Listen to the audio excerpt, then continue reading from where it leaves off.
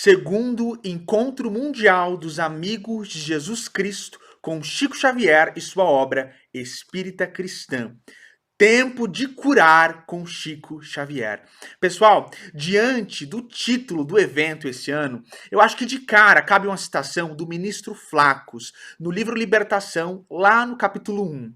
Do hidrogênio às mais complexas unidades atômicas, é o poder do Espírito Eterno, a alavanca diretora de prótons, nêutrons e elétrons na estrada infinita da vida. Eu me chamo João Pedro, eu sou advogado e o meu mestrado é pesquisando a literatura na construção histórica da dignidade humana no Brasil. Eu participo do grupo Saber Espiritismo, participo da Kardec Radio nos Estados Unidos e criei os perfis Cristão no Mundo no Instagram e no TikTok e o perfil Espiritismo para Cegos no Instagram.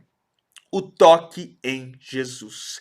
Esse é o título, o tema da nossa conversa aqui hoje. O toque em Jesus. Para nós começarmos este esforço, eu gostaria que todos nós ouvíssemos com o coração um poema que está na seção do poeta português João de Deus do Parnaso de Além Túmulo. O leproso. Dizia o pobre leproso: Senhor, não tenho mais vida, sou uma pútrida ferida sobre o mundo desditoso. Mas o anjo da esperança responde-lhe com brandura: Meu filho, espera a ventura, com fé, com perseverança. Se teu corpo é lama e pus, em meio dos sofrimentos, tua alma é réstia de luz dos eternos firmamentos. Bom, pessoal, para nós entendermos a passagem central da nossa conversa hoje, eu quero explicar o caminho que nós vamos percorrer aqui. O ponto de partida principal é nós admitirmos o Chico Xavier, o nosso amado Chico, como um meio por cujo intermédio nós conseguimos entender, tornar inteligível o toque em Jesus. Primeiro, porque o Chico foi um exemplo de cristão verdadeiro enquanto encarnado e é um exemplo de cristão verdadeiro na espiritualidade. E segundo, porque por intermédio das mãos desse médium, nós recebemos uma obra de 540 livros, uma obra grandiosa, incrível, eminente, espetacular. E através dessa obra, nós conseguimos explicar esse toque, entender o que ele significa e, necessariamente, conseguimos aumentar as nossas possibilidades de tocar em Jesus. Hoje, nós vamos falar do caso da mulher do fluxo de sangue, um caso muito conhecido que está no Evangelho de Mateus, no Evangelho de Marcos e no Evangelho de Lucas, mas hoje, para o nosso esforço aqui, nós ficaremos com o relato de Lucas. Para nós entendermos essa passagem, eu retirei dos 13 livros da coleção A Vida no Mundo Espiritual de André Luiz 3 palavras específicas. A palavra cura e os respectivos derivados do mesmo radical, a palavra mente e os respectivos derivados do radical, desse radical, e a palavra fé. Pessoal, antes de nós entrarmos propriamente no texto bíblico dessa mulher que foi curada ao tocar Jesus, essa passagem tão famosa, nós precisamos entender qual era o ordenamento jurídico vigente à época de Jesus, porque isso vai facilitar que nós entendamos a atitude mental dessa mulher. Então, de onde vinha o arcabouço legislativo que regulava a vida das pessoas naquela época? Para nós entendermos qual era a lei, vamos pensar duas situações. Primeira delas está lá em Lucas, no capítulo 2, versículos do 21 ao 24. Então, quando se completou ali 8 dias para a circuncisão de Jesus, foi posto nele o nome de Jesus, e que tinha sido dado pelo anjo antes dele nascer, como nós vemos nos evangelhos, e completando o tempo da purificação dele, de acordo com a lei de Moisés, José e Maria levaram Jesus a Jerusalém para apresentá-lo ao Senhor. E como está escrito na lei do Senhor, todo primogênito do sexo masculino será consagrado ao Senhor. E para oferecer um sacrifício, de acordo com a lei de Deus, 2 rolinhas ou 2 pombinhos. Onde que está essa lei? Essa lei está lá no livro de Levítico, no capítulo 12, no versículo 6, quando diz assim: quando se completarem os dias da purificação pelo nascimento de um menino ou de uma menina, ele trará ao sacerdote à entrada da tenda do encontro um cordeiro de 1 ano para o holocausto e um pombinho ou uma rolinha para oferta pelo pecado. Outra situação, pessoal, lá em Lucas, no capítulo 17, no versículo 14, quando a gente vê aquela situação ali daqueles 10 leprosos que se dirigem a Jesus, eles ficam a uma certa distância por serem leprosos e eles gritam: Jesus, mestre, tem piedade de nós. E ao vê-los, Jesus diz: vão mostrar-se aos sacerdotes. E quando eles foram, né, enquanto eles iam, eles ficaram purificados. Por que Jesus disse isso? Vão mostrar-se aos sacerdotes. Onde está essa lei? Lá em Levítico, no capítulo 14, versículos 2 e 3. Diz assim: esta é a regulamentação acerca da purificação de um leproso. Ele será levado ao sacerdote, que sairá do acampamento e o examinará, se a pessoa foi curada da lepra. Agora que nós entendemos que sim, o contexto vigente à época de Jesus era aquele que nós encontramos principalmente ali nos livros, ali a partir de, né, a gente tem o Gênesis, então o Êxodo, Levítico e o livro de Números, nós podemos analisar o caso da mulher do fluxo de sangue. Então, como eu já disse, esse caso ele está nos evangelhos de Mateus, de Marcos e de Lucas, e nós ficaremos hoje aqui para nossa conversa com o evangelho de Lucas.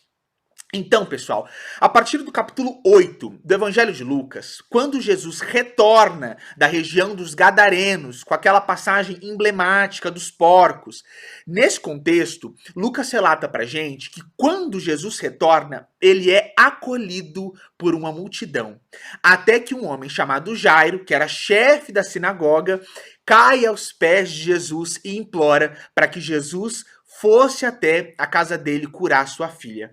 E aqui começa a nossa história, que é o objeto da nossa conversa aqui hoje.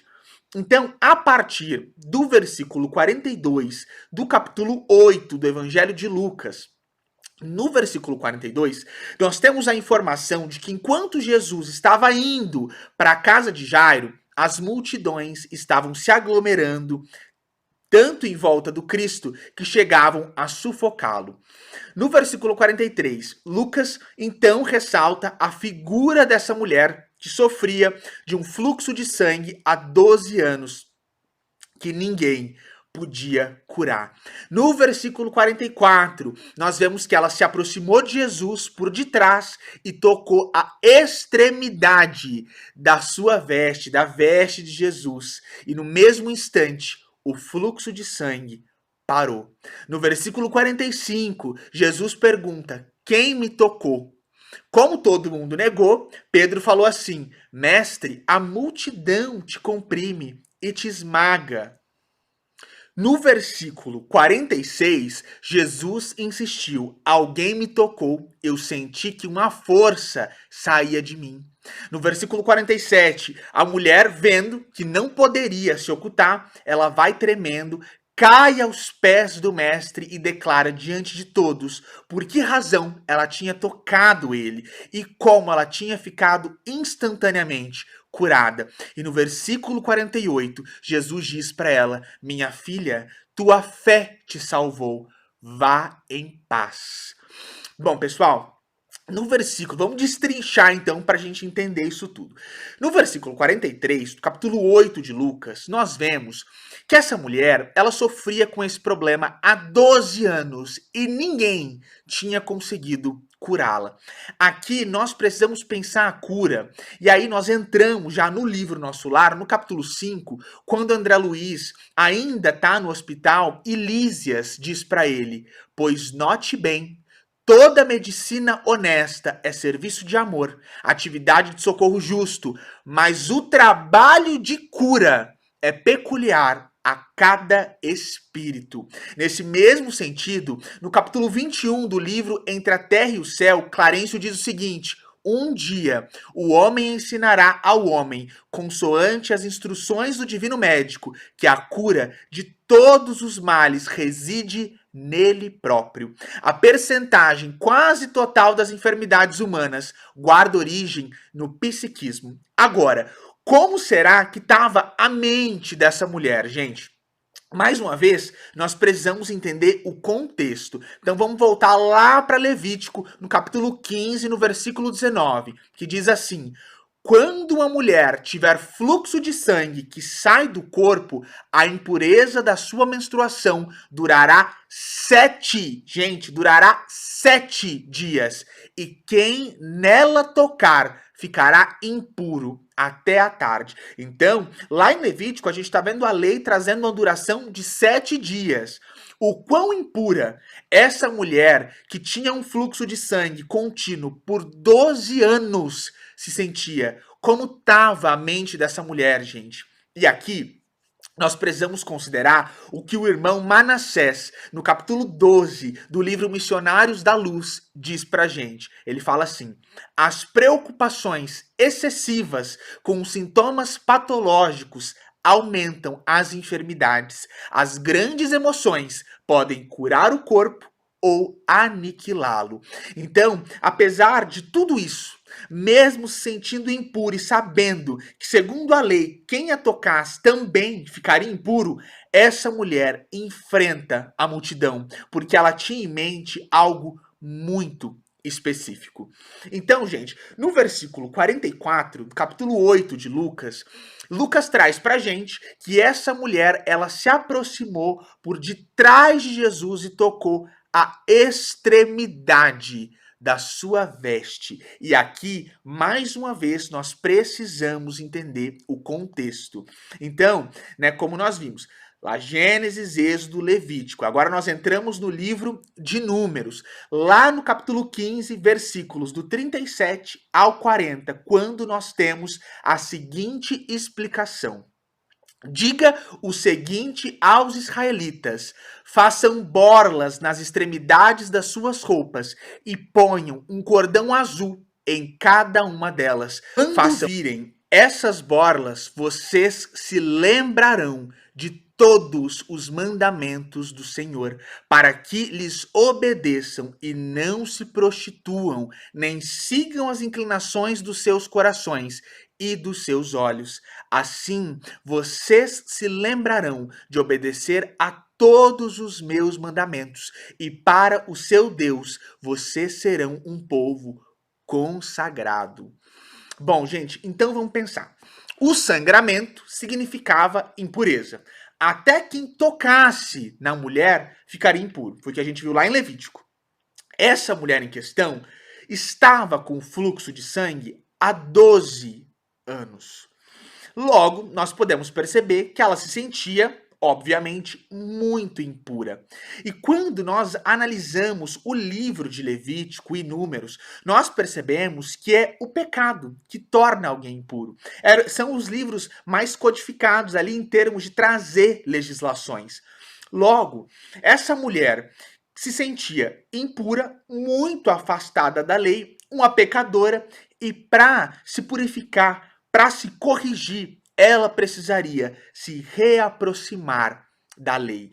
E é por isso, gente, que ela toca na extremidade da roupa de Jesus. Porque aquele cordão azul que estava lá era justamente para lembrar a lei. Então, nesse sentido, nós nos lembramos do instrutor Aulus, no capítulo 5 do livro Nos Domínios da Mediunidade, quando ele fala para a gente assim: somos naturalmente vítimas ou beneficiários de nossas próprias criações, segundo as correntes mentais que projetamos, escravizando-nos a compromissos com a retaguarda de nossas experiências, ou libertando-nos para a vanguarda do progresso, conforme nossas deliberações e atividades. E aqui vem: em harmonia ou em desarmonia com as leis eternas.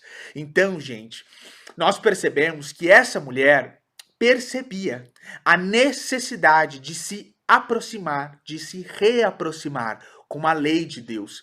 E no livro da codificação, O Céu e o Inferno, no qual a gente percebe Kardec ressignificando, é o quarto livro da codificação, e nesse livro Kardec faz um esforço de ressignificar termos, muitos termos, e nós vemos ele trazendo para a gente que o arrependimento é apresentado como a conscientização das leis de Deus. E Kardec fala para a gente que em arrependendo-se, o homem ele passa a se amar mais, ele tem a autoestima dilatada.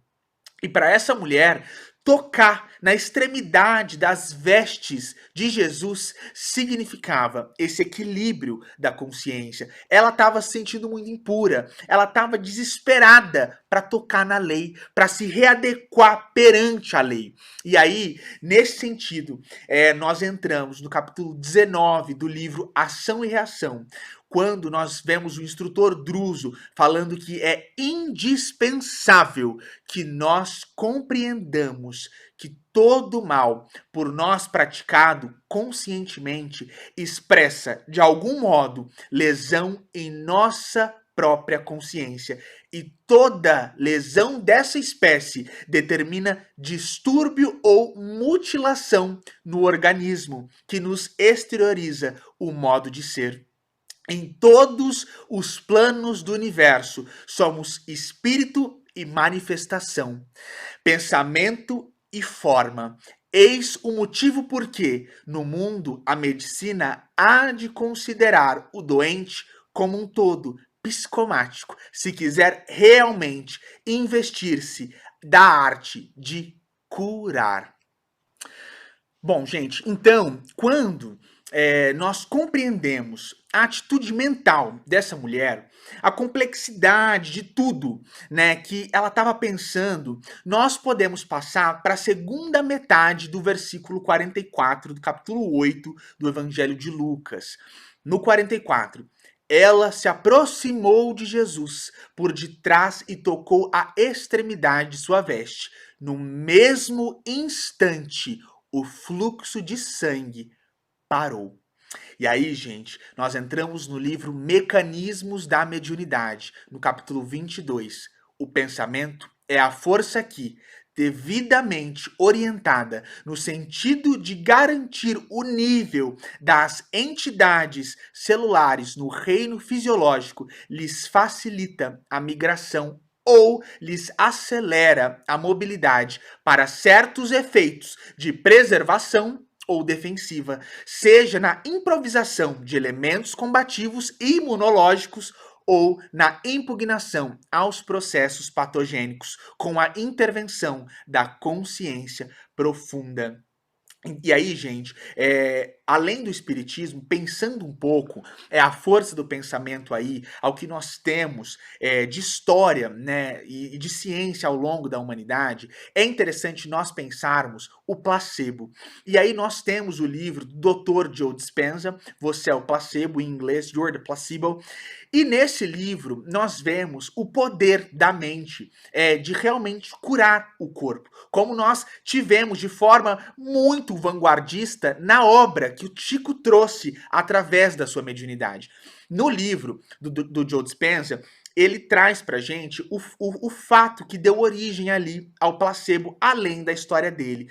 E ele conta pra gente, né, aí esse é um relato histórico, que na Segunda Guerra Mundial, quando acabou a morfina, os médicos, naquele desespero de fazer alguma coisa, ter que fazer alguma coisa, começaram a aplicar água com sal na veia dos pacientes ali que estavam feridos pela guerra. E aqueles homens que estavam com muita dor, precisando de morfina, produziram a morfina, pararam, conseguiram ativar esse combate à dor através dessa indução que o médico fazia ali, fingindo que estava aplicando a morfina. Então, gente, o nosso pensamento realmente tem muita força de cura e a possibilidade de curar os males do nosso corpo. Entendendo a importância do pensamento, nós conseguimos entender por que naquela multidão toda foi essa mulher que se destacou.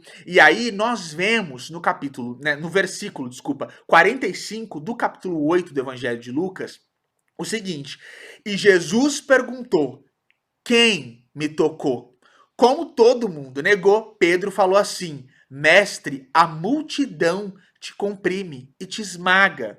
E muita gente estava tocando Jesus, mas uma pessoa teve a atitude mental diferente. E aí, no livro Ação e Reação, no capítulo 5, o instrutor Silas diz pra gente: fiquem, pois, sabendo que nossas criações mentais preponderam fatalmente em nossa vida. E aí, pessoal, como a atitude mental dessa mulher, que foi focada em tocar na extremidade da veste de Jesus, preponderou face a uma multidão de pessoas que também estavam tocando Jesus, que também estavam querendo a cura ou alguma outra coisa.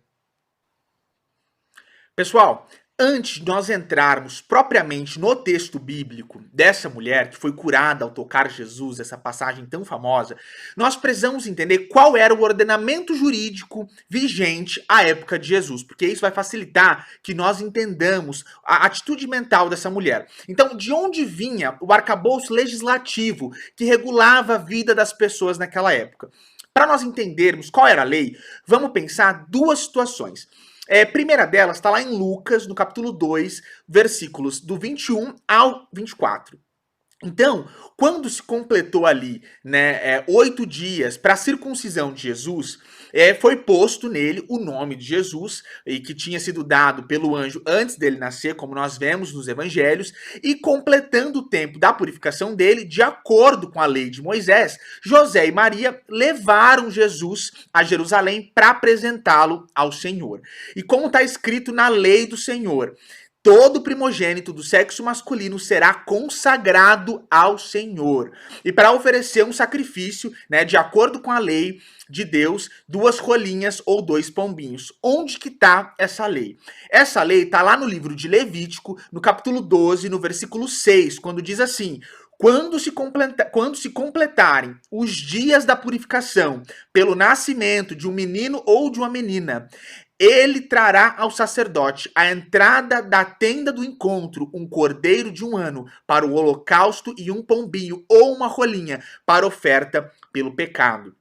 Outra situação, pessoal, lá em Lucas, no capítulo 17, no versículo 14, quando a gente vê aquela situação ali daqueles 10 leprosos que se dirigem a Jesus, eles ficam a uma certa distância por serem leprosos e eles gritam: Jesus, mestre, tem piedade de nós. E ao vê-los, Jesus diz: vão mostrar-se aos sacerdotes. E quando eles foram, né, enquanto eles iam, eles ficaram purificados. Por que Jesus disse isso? Vão mostrar-se aos sacerdotes. Onde está essa lei? Lá em Levítico, no capítulo 14, versículos 2 e 3. Diz assim: esta é a regulamentação acerca da purificação de um leproso. Ele será levado ao sacerdote, que sairá do acampamento e o examinará. Se a pessoa foi curada da lepra, agora que nós entendemos que sim, o contexto vigente à época de Jesus era aquele que nós encontramos principalmente ali nos livros, ali a partir de,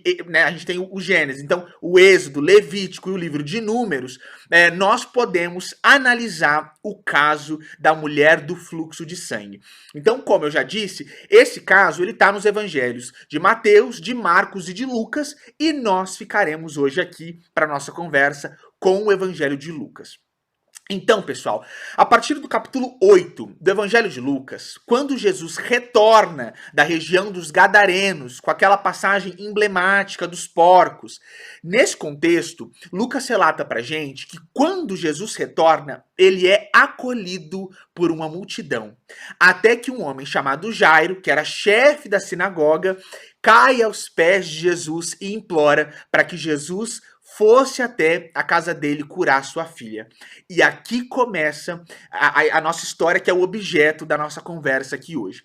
Então, a partir do versículo 42 do capítulo 8 do Evangelho de Lucas, no versículo 42, nós temos a informação de que enquanto Jesus estava indo para a casa de Jairo, as multidões estavam se aglomerando tanto em volta do Cristo que chegavam a sufocá-lo. No versículo 43, Lucas então ressalta a figura dessa mulher que sofria de um fluxo de sangue há 12 anos, que ninguém podia curar. No versículo 44, nós vemos que ela se aproximou de Jesus por detrás e tocou a extremidade da sua veste, da veste de Jesus. E no mesmo instante, o fluxo de sangue parou. No versículo 45, Jesus pergunta: quem me tocou? Como todo mundo negou, Pedro falou assim: mestre, a multidão te comprime e te esmaga. E pessoal, ainda sobre a fé, no capítulo 17 do livro Nos Domínios da Mediunidade, o Aulus, o famoso Aulus, diz pra gente: ah, sim, em fotografia precisamos da chapa impressionável para deter a imagem. Tanto quanto em eletricidade carecemos do fio sensível para a transmissão da luz. No terreno das vantagens espirituais, é imprescindível que o candidato apresente uma certa tensão favorável. Essa tensão decorre da fé. A mulher do fluxo de sangue, como Jesus disse, tinha fé. E agora, gente, esse último versículo, sobre ela, no capítulo 8 do Evangelho de Lucas, merece ainda mais uma reflexão. Em várias passagens do Evangelho, nós vemos Jesus, após realizar uma cura, dizer: vá e não peques mais. Essa é uma frase muito comum do Cristo, que está em todos os evangelhos. Agora, por que ele não disse isso para uma mulher que tinha um fluxo de sangue há 12 anos? Já que, segundo a lei, o fluxo de sangue significava impureza. Essa suposta impureza, Jesus não fala para ela: vá e não peques mais. Ele diz: minha filha, tua fé te salvou, vá em paz. E isso, gente, porque essa mulher, ela não foi até o Cristo de qualquer jeito. Quando ela toca, como nós já dissemos, na extremidade da roupa de Jesus, ela expressou uma atitude mental que estava ansiando pela retificação através do respeito às leis divinas. Daí a desnecessidade de Jesus recomendar essa mulher a não pecar mais. Ela tinha consciência da importância das leis divinas. E como nós vimos, esse é o verdadeiro arrependimento. Como nós vimos, Kardec colocando lá no livro O Céu e o Inferno o termo arrependimento dessa forma. No livro Entre a Terra e o Céu, Clarencio diz assim, que a dor, com exceção do poder divino, é a única força capaz de mudar o rumo do pensamento encarnado, com exceção do poder divino. E nós, diante da doutrina espírita e com a obra maravilhosa que o Chico possibilitou a nós, com a sua mediunidade linda, nós entendemos que a função da dor para a cura do nosso espírito, ela é mais ampla do que uma simples punição. Ela equilibra a nossa consciência, que clama por equilíbrio. Agora, a nossa consciência só será equilibrada através da dor, como Clarencio diz. Há uma exceção, que é o poder de Deus. E como João Evangelista disse na sua primeira epístola, lá no capítulo 4, versículo 8, Deus é amor. Da mesma forma, o Cristo vem nos dizer em Mateus, no capítulo 22, ali, a partir do versículo 36, quando perguntam para ele: mestre, qual é o maior mandamento da lei? E ele responde: ame o Senhor, o seu Deus, de todo o seu coração, de toda a sua alma e de todo o seu entendimento. Este é o primeiro e maior mandamento. E o segundo é semelhante a ele: ame o seu próximo como a si mesmo. Destes dois mandamentos dependem toda a lei e todos os profetas. Então, gente, se toda a lei e todos os profetas se resumem ao amor, nós percebemos que essa mulher do fluxo de sangue, ela é um grande exemplo de como Jesus é o rompimento paradigmático do amor. Nós percebemos que essa mulher, em vários termos, vai contra todo o arcabouço legislativo do Velho Testamento, né?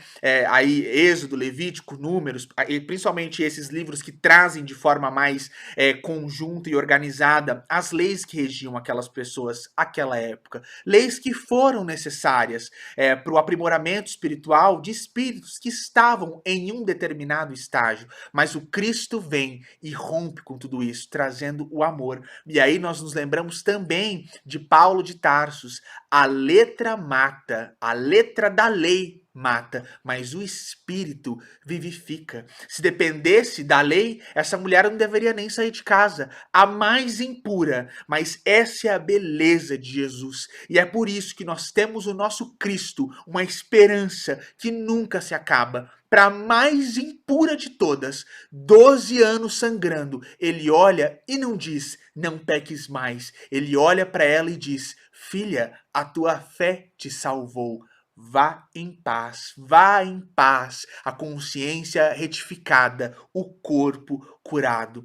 Olha que coisa linda, gente. E pela mediunidade do Chico, a gente consegue entender de forma pormenorizada as entrelinhas desse caso. E aí, quando nós estamos falando, né, de Jesus trazendo o amor como lei, como esse novo momento, esse rompimento, quando nós pensamos no amor, vale nós nos lembrarmos da definição um pouco mais conceitual que Emmanuel traz para a gente no livro Pensamento e Vida, quando ele diz: amar é, acima de tudo, serviço ao próximo. E nós nos lembramos também de Emmanuel dizendo: toda vez que a justiça divina nos procura no endereço exato para a execução das sentenças que nós lavramos contra nós mesmos, segundo as leis de causa e efeito, se nos encontra em serviço ao próximo, manda a divina misericórdia que a execução das penas seja suspensa por tempo indeterminado. E é por isso, gente, que o nosso mestre, o nosso Cristo amado, nos diz que com ele todo o jugo é suave e o fardo é leve. Como nós vimos lá com Clarencio, a dor, ela é o principal meio de mudança de rumo do pensamento encarnado. E nós temos lá com Kardec no Livro dos Médiuns que o pensamento é o espírito encarnado. Então, sim, a dor é muito importante, mas como o próprio Clarencio traz, há uma exceção, que é o poder de Deus, que é o amor, que é servir. Então, quando nós nos colocamos na posição de amar, nós só temos coisas boas a colher. A cura é uma possibilidade. O toque em Jesus é uma possibilidade. E quando nós falamos da cura, quando nós pensamos o caso dessa mulher, né, do fluxo de sangue e outros casos, quando nós pensamos a cura, o nosso intuito é trazer esperança para quem precisa de cura, de que a cura, ela é sim uma realidade que pode ser vivida por mim, por você, por qualquer pessoa que esteja ao nosso redor. E tocar em Jesus, quando nós temos acesso à obra maravilhosa de Chico Xavier, nós percebemos que também é uma realidade e uma possibilidade. Nós podemos tocar em Jesus. Claro, nós precisamos de uma atitude mental compatível com esse toque, mas essa obra maravilhosa do Chico nos mostra qual é esse caminho. Gente, quando essa mulher chegou ao centro, o Chico já estava com a carta do filho dela na mão e começou a ler. E o filho dizia assim: minha mãe, o seu ato de caridade, o seu ato extremo de amor, fez o anjo guardião, ele usou essas palavras, Emmanuel, de Chico Xavier, vir me buscar nas trevas profundas nas quais eu me encontrava. Eu, de fato, não poderia falar com a senhora, mas o seu ato de amor me liberou. Então, Emmanuel veio me buscar nas trevas e me disse: pelo amor da sua mãe, eu vim aqui te buscar e você vai escrever para ela.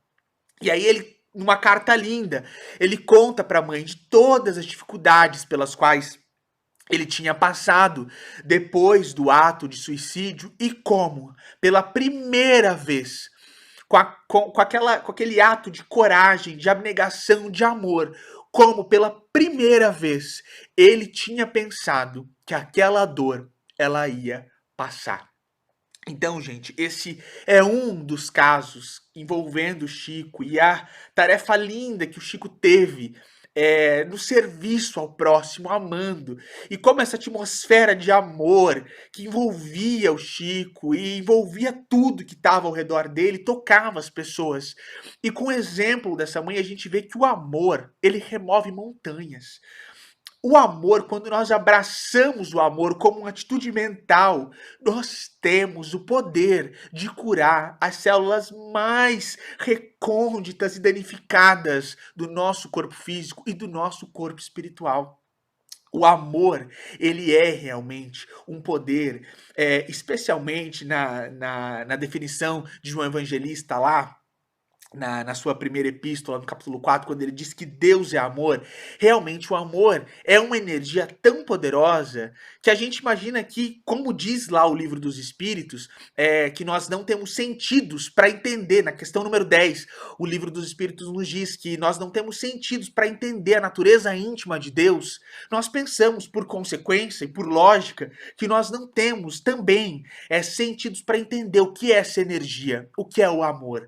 Mas pela obra do Chico e pelas palavras lindas do nosso mestre, a gente tem um caminho, que é servir ao próximo, que é a caridade, como Jesus nos diz lá no capítulo 25 do Evangelho de Mateus: o que fizerdes a um desses pequeninos, a mim o farás. Então, tenhamos a consciência aberta para amar, o peito, o coração aberto para amar as pessoas, começando por aqueles que moram conosco, amar a família, que às vezes é uma tarefa tão difícil, amar o parceiro ou a parceira nos âmbitos românticos, amar aqueles que trabalham conosco, amar os animais, porque o Evangelho, lá no Evangelho de Marcos, nós temos o relato de Jesus nos dizendo: ama toda criatura, pregar o evangelho a toda criatura, falar de Jesus é uma prova de amor. Então, no exercício de amor, a gente entende que é tempo de curar. Com a obra maravilhosa do Chico, com a tecnologia, com os estudos científicos, a gente entende, pessoal, que o amor é um mecanismo de cura e que esse mecanismo está à disposição de todos nós. Pessoal, antes de terminar, eu queria deixar relatado nesse evento, que é tão importante, que é tão caro aos nossos corações, como o Chico foi importante na minha vida, que acho que também é um momento de testemunho, de alguma forma, e de nós relatarmos as nossas curas. Eu nasci num lar cristão e eu corri muito a vida toda tentando entender Jesus, tentando encontrar o Cristo. E quando eu finalmente tive coragem de romper, porque eu nasci num lar cristão, mas numa outra perspectiva. Passei muito tempo lendo a Bíblia de ponta a ponta, passei muito tempo lendo os evangelhos, e quando eu encontrei a obra psicografada de Chico Xavier, eu nunca vou me esquecer dessa noite. É a primeira vez que eu li um livro psicografado pelo Chico. Parecia que eu nem estava mais no meu quarto, a madrugada parece que não era mais o tempo, eu realmente entendi que eu tinha encontrado um tesouro sem, sem precedentes, é impossível de colocar valor, e que eu tinha achado, de alguma forma, o meu lugar na caminhada cristã. E para terminar, eu queria ler para vocês um poema de minha autoria, no qual eu relato de forma breve, em 8 estrofes, como foi esse encontro com o Chico, com a doutrina espírita, e como isso mudou a minha vida. O nome desse poema é Encontro, Reencontro, que é um termo usado pelo Chico nas cartas. Encontro, reencontro. Mateus, Marcos, Lucas e João. Recomeço, parece em vão. Anelo cruciante de luz, como eu quero tocar Jesus. 8 horas sem comida, para orar em seguida, porque eu sou só pecado e me sinto desolado. Madrugada de anseio, precisando de esteio, o medo imprevisto, onde está o Cristo? Que vontade de procurar, mas eu não quero magoar. Ademais, fui avisado, espiritismo é pecado. Mateus, Marcos, Lucas, João, continuo, mas de outro jeito. Com o tesouro na mão, sinto perder o preconceito. Mudança radical de planos. Caio de joelhos, chorando. Começo há 2000 anos, luz nova me iluminando. Até meu cérebro está tremendo. Sinto minha mente arrepiada. Tenho vontade de sair correndo, relatando a joia encontrada. Ah, depois de difíceis percalços, tentando encontrar Jesus, pelo médium dos pés descalços, eu o vejo fora da cruz. Bom, pessoal, era isso que eu queria conversar com vocês hoje. A gente combinou um tempo, todo mundo que está participando do encontro. Mas antes de fechar aqui, eu queria que todos nós nos reuníssemos em nome da nossa Mãe Santíssima, em tom de gratidão aqui, para fechar a palestra. Ave Maria, cheia de graça, o Senhor é convosco.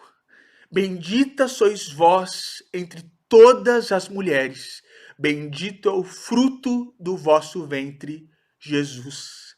Santa Maria, Mãe de Jesus, rogai por nós, pecadores que somos todos, agora, na hora de nossa morte e sempre. Que assim seja. Gratidão, pessoal. Espero que vocês tenham entendido e agradeço por todo mundo que está conosco até agora. Até a próxima.